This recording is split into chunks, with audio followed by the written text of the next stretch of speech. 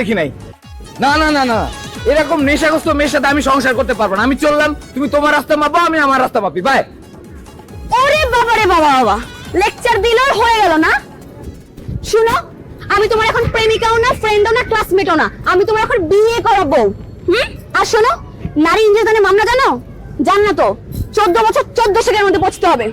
আর আমি এখন এই মামলা টামা চাইতেছি না। সাহসটা এক পা দাও, দাও না এক পা। একটা চিৎকার দিব, পুরা মানুষ জড়ে যাবে, তোমার মাঠ কাটতে মারাই ফেলবে।